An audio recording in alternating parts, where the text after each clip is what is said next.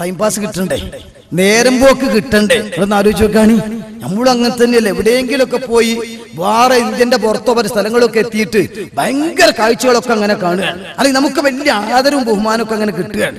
നമ്മളെ മനസ്സിൽ കരുതി ഇത് കാണാൻ ആരും ഉണ്ടാവില്ലല്ലോ, എന്റെ മക്കളില്ല, ശിഷ്യന്മാരില്ല, കൂട്ടുകാരില്ല, ഭാര്യയല്ല, ഉമ്മല്ല, ഉപ്പല്ല, പിന്നെ ഇതിനെന്താ അർത്ഥമുള്ളത്?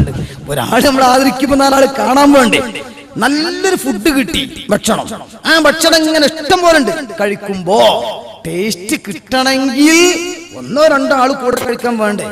അത് വേണമെന്നുള്ള മൂല്യം. മനുഷ്യന്മാരെ കാര്യം ഞാൻ പറഞ്ഞുണ്ടല്ലോ, ഒരു മാനവികത ഉള്ള മനുഷ്യത്വമുള്ള ആളാണെങ്കിൽ ഒരു നല്ല ഭക്ഷണം കഴിക്കും, ഒന്ന് രണ്ടാളും കൂടെ ഉണ്ടായാൽ കമ്പനിയായിട്ട് എന്തൊരു രസം നടന്നു പോകാൻ ഒക്കെ അങ്ങനെയാണ്. അതോ ഞാൻ തുടക്കത്തിൽ പറഞ്ഞത് മനുഷ്യൻ എന്ന് പറഞ്ഞാൽ തന്നെ സാമൂഹ്യ ജീവിയാണ്.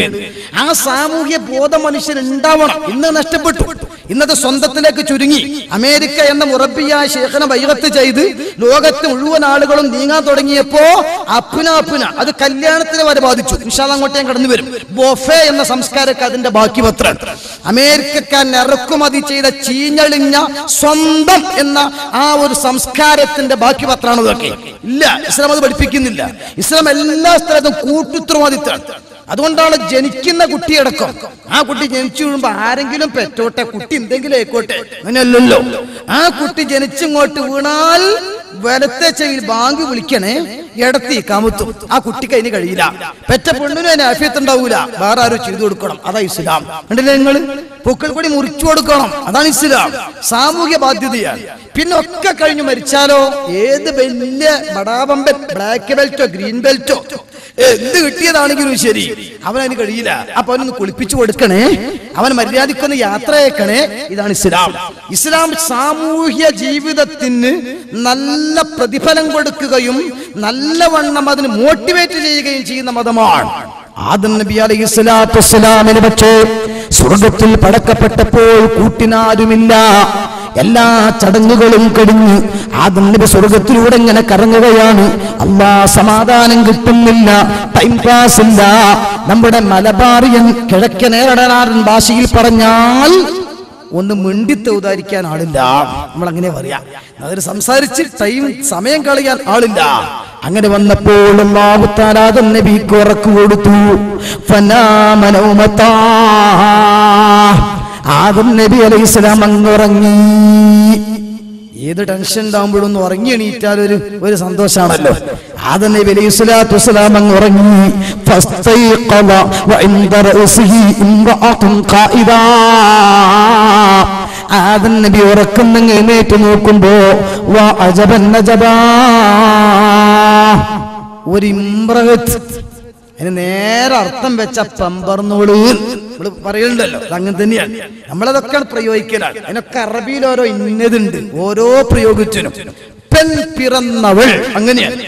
ആ പമ്പർന്നവൾ അവിടെ ഇരിക്കുകയാണ്. ഇപ്പൊ ഞാൻ അങ്ങനെ പ്രയോഗിക്കാൻ കാരണമുണ്ട്. ഭാര്യയായിട്ടില്ല, ഉമ്മയല്ല, ബന്ധം അറിയില്ല, എന്താന്ന് പോലും അറിയില്ല. അതാ രസം. അതിനുശേഷം ആദം നബിന്റെ ചോദ്യത്തിൽ നിന്ന് മനസ്സിലാകുന്നുണ്ട് എന്താണ് സാധനം തിന്നിട്ടില്ല.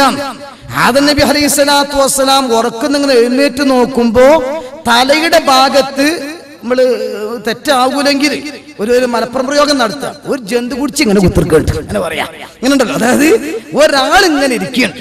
ആദം നബി അലൈഹിസ്സലാത്തു വസ്സലാം അതിങ്ങനെ നോക്കുന്ന സമയം അള്ളാഹു ഒപ്പിച്ച പണിയാണ്. ആദം നബി സുഖമായിട്ട് അങ്ങ് ഉറങ്ങിയതാ. ഉറങ്ങിയപ്പോൾ പതിയെ വാരിയല്ലുകളെ കൂട്ടത്തിൽ നിന്ന് ഏറ്റവും മുകളിലെ ഏറ്റവും വളവുള്ള വാരിയല്ല് ഇങ്ങോട്ട് ഊരിയെടുത്തു, ക്ലോണിംഗ് മോഡൽ. എന്നിട്ട് അത് വെച്ചിട്ട് അല്ലാഹു തആല ആദം നബി അലൈഹിസ്സലാത്തു വസ്സലാമിന് വേണ്ടി ഹവ്വാ ബിവിയെ ഖലഖല്ലാഹു മിൻ ളിലാഹി, ആ വളഞ്ഞ വാരിയല്ലിൽ നിന്ന് ഹവ്വാ ബീവിനെ അങ്ങോട്ട് പടച്ചു. ഇത് ആദം നബി അറിഞ്ഞിട്ടില്ല. അതുകൊണ്ടാണ് ഈ ഓപ്പറേഷൻ ചെയ്യുമ്പോഴൊക്കെ അനസ്തേഷ്യ കൊടുക്കണമെന്ന് പറയുന്നത്. ഇങ്ങനെയാണല്ലോ, ബോധം കെടുത്തിട്ട് നമ്മളെ ഓപ്പറേഷൻ ചെയ്യും ഡോക്ടർമാരൊക്കെ. എന്തിനാ? അത് അറിയാതെക്കാൻ വേണ്ടിയാണ്. പല്ല് പറിക്കാൻ പോയാൽ പോലോന്ന് ധരിപ്പിക്കാൻ എടുത്തുവല്ലോ, എന്നെ ധരിപ്പിക്കുന്നു വേണ്ടാനാ, അത് സമസ്തന്റെ തീരുമാനമാണ് ധരിപ്പിക്കണമെന്നുള്ളത്. അത് പഴയ കാലം മുതലേ നടന്നു വരുന്നതാണ്. ഇരിക്കട്ടെ, ആദം നബി അലൈഹിസ്സലാത്തു വസ്സലാമിന്റെ ഈ വാരിയല്ലിങ്ങോട്ട് ഊരിയെടുത്തുകൊണ്ട് അല്ലാഹു തആല പടച്ചു ഒരു പെണ്ണിനെ. കണ്ണിങ്ങ് തുറന്നു നോക്കുമ്പോ ഒരു പെണ്ണിനെ കാണുകയാണ്. അപ്പൊ ആദം നബി അലൈഹിസ്സലാത്തു വസ്സലാം കണ്ടപ്പോഴാണ് ചോദിച്ചു, മാ അൻതി, മാ അൻതി, എന്താണ്? അങ്ങനെയാണ്. അങ്ങനെ എന്റെ ചോദ്യം ഗ്രാമർ പ്രകാരം അർത്ഥം വെച്ചാൽ മൻ അന്തി എന്നല്ല, ആരാണ് ഈ എന്നല്ല. അങ്ങനെയാണെങ്കിൽ ഇത് ആളറിഞ്ഞിട്ട് ചോദിക്കുമല്ലോ. ഇത് മനുഷ്യനാണ് തിരിഞ്ഞിട്ടാണ് ആരാണ് എന്ന് ചോദിക്കരുത്. നേരെ മറിച്ച് മാ അന്തി, എന്താണ് ഈ എന്നാ. നമ്മൾ ഇരുട്ടത്ത് ഇങ്ങനെയാണ് പോവുകയാണ്.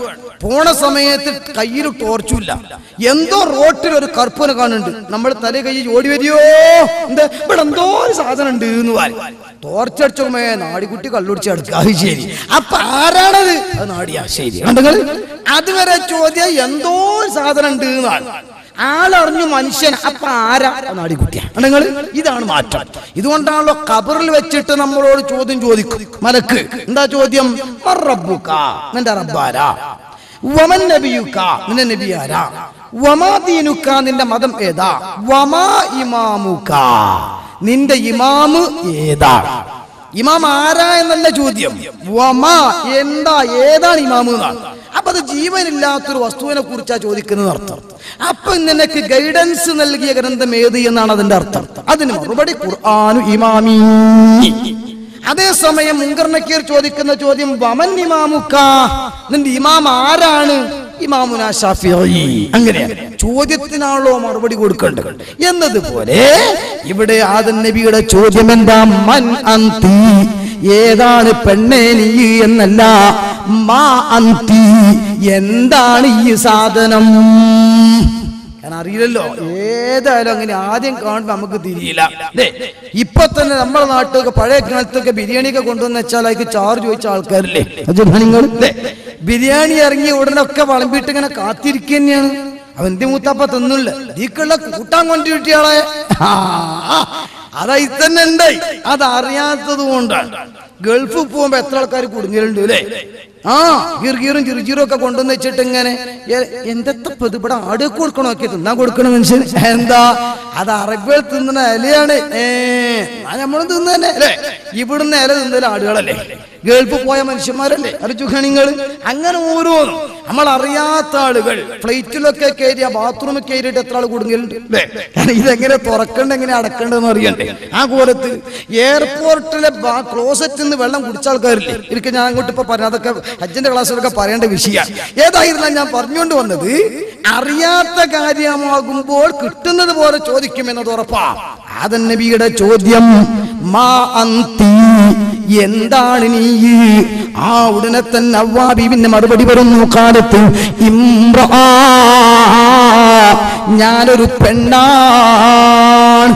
നിങ്ങൾ പറയാണ് ഞാൻ പെണ്ണ് എന്ന് പറഞ്ഞ ഒരു സാധനമാണ്. അപ്പൊ ആരെയിപ്പോ ക്ലാസ് എടുത്തു കൊടുത്തത്? ആ ക്ലാസ് ആരെ പഠിപ്പിച്ചു കൊടുത്തത്? അതെ, ആദം നബി അലൈഹിസ്സലാത്തു വസ്സലാമിന് അല്ലാഹു തആല പഠിപ്പിച്ചു കൊടുത്തതാ. ചോദ്യം ഹവ്വാ ബീവിക്കും അല്ലാഹു പഠിപ്പിച്ചു കൊടുത്തതാ. നിങ്ങൾ അത് അല്ലാഹു തആല ഒരു വസ്തുവിനെ വേണ്ടിയിട്ട് നോക്കുകിൽ ആകന്ന് ചൊല്ലിൽ അതാകും അതൊന്നോവരു മേലാൽ വരുന്നേ വിശേഷം പറഞ്ഞോവരു ഏറും മലക്കൂത്തില് രാജാളിയെന്നോവരു. അല്ലാഹു തആല കൊടുക്കാൻ തീരുമാനിച്ചാൽ ചില ആളുകൾക്ക് കൊടുക്കുന്ന അറിവാണ്. ഹവ്വാ ബീവിക്ക് അല്ലാഹു തോന്നിപ്പിച്ചു കൊടുത്തു. ഹവ്വാ ബീവി പറഞ്ഞു ഇംറഅ, ഞാൻ ഒരു പെണ്ണാണ്. ഇരിക്കട്ടെ, രണ്ടാമത്തെ ചോദ്യം കേട്ടോ. ആദം നബിയാകുന്ന ആദിമ മനുഷ്യന്റെ രണ്ടാമത്തെ ചോദ്യം ഹവ്വാ ബീവിനോട് ലിമ ഖുലിഖ്തി. നേരെ അർത്ഥം വെച്ചാല് എന്തിന് അന്നെ കുത്തി കണിച്ചത് അങ്ങനെ. അതായത് ഇതിന്റെ ഉപകാരം എന്താണെന്ന് അറിയില്ല, ഇത് ഹേണം തോണിയെന്ന് അറിയണ്ടേ. ലിമ ഖുലിഖ്തി, എന്തിനെ പെണ്ണെ പഠിച്ച് അങ്ങനെ ചോദിക്കാണ്. ആദം നബിക്ക് അറിയില്ല. അതുകൊണ്ട് എന്തിനെന്നെ പടച്ചു? ഇനി പെണ്ണുങ്ങൾ കേൾക്കണം. അതായത് ലോകത്ത് വന്ന ആദ്യത്തെ ഇണയും തുണയും. ഇടയ്ക്ക് ഞാൻ ഭാര്യ ഭർത്താവ് എന്ന് പറഞ്ഞു പോയാൽ അത് നിങ്ങളെ കൂട്ടത്തിൽ പെട്ട് പഠിച്ചു പോയതുകൊണ്ട് മനസ്സിലാക്കിയാൽ മതി. ഞാൻ തുടക്കത്തിൽ പറഞ്ഞിങ്ങനെയാണല്ലോ, അതങ്ങനെ ശീലിച്ച ചിലപ്പോ പറഞ്ഞു.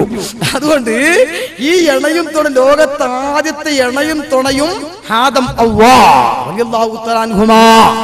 ഈ ആദം നബി അലൈഹിസ്സലാത്തു വസ്സലാമിന് ഈ പെണ്ണിനോട് ചോദിക്കുന്നത് ലിമ ഖുലിഖ്തി, എന്തിനാണ് നിന്നെ പടച്ചത്? അപ്പൊ അതിന്റെ മറുപടി പെണ്ണുങ്ങളെ, ഇനി ആ മറുപടിയിലാണ് നിങ്ങൾ നിൽക്കേണ്ടത്. കാരണം അന്ന് വല്യമ്മ മറുപടി കൊടുത്തുപോയി. ഇനി ആ പാരമ്പര്യത്തിൽ നമ്മൾ ഇങ്ങനെ പോരാ. എന്താ കൊടുത്ത മറുപടി?